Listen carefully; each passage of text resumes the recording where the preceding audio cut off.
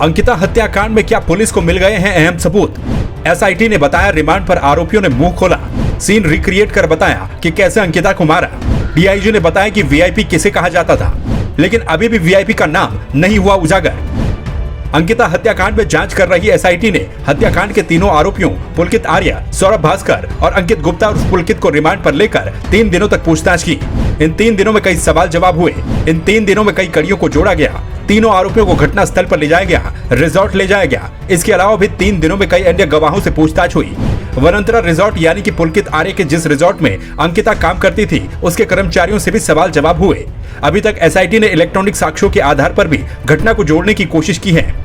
SIT को lead कर रही डीआईजी पी रेणुका देवी ने इन 3 दिनों में हुई जांच के बारे में बताया, लेकिन अभी भी स्पष्ट रूप से कई बातों का पता नहीं चल पाया। पहले आप सुनिए एसआईटी को हेड कर रही डीआईजी पी रेणुका देवी ने क्या क्या कहा। 3 दिन रिमांड पर लिया है, तो उसमें उन्होंने काफी डीपली उनसे पूछताछ किया है एंड क्या एविडेंसेस उनसे प्राप्त हो सकते हैं, सो वो भी हमें कुछ काफी एविडेंसेस साक्ष्य वहाँ मिला है पूछताछ में।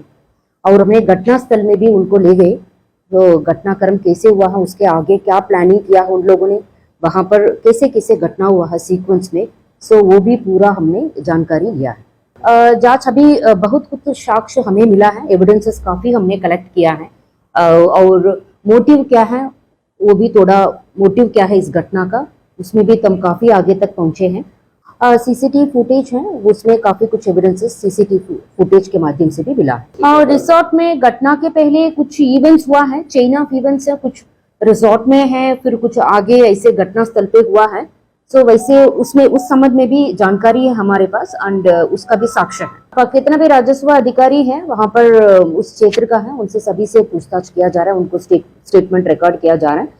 अभी तक किसी को हमने कोई अरेस्ट नहीं किया है, बिकॉज साक्ष्य के आधार पर ही कोई आगे कार्रवाई किया जाए।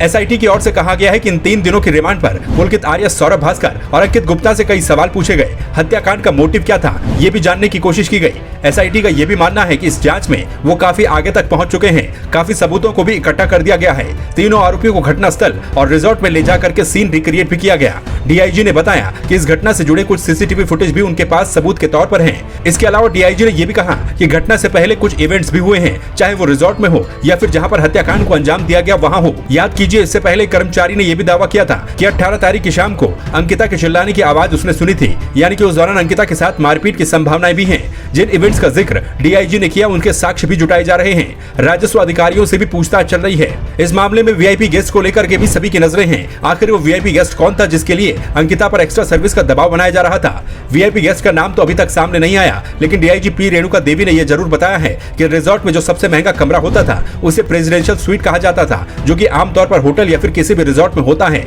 और जो कोई उस रिजॉर्ट में सबसे महंगे कमरे में ठहरता था उसे ही रिजॉर्ट में वीआईपी कहा जाता था। लेकिन वहां कौन रुकने वाला था, वो वीआईपी कौन था, इसका खुलासा अभी तक नहीं हो पाया। बहरहाल एसआईटी का दावा है कि जांच में वो काफी आगे तक निकल चुके हैं। काफी साक्ष्यों को भी इकट्ठा कर दिया गया है, उसी के आधार पर चार्जशीट फाइल की जाएगी। लेकिन अब सभी की नजरें वीआईपी के नाम पर भी हैं। उसका खुलासा कब होगा ये एसआईटी जाने। ब्यूरो रिपोर्ट, संवाद 365।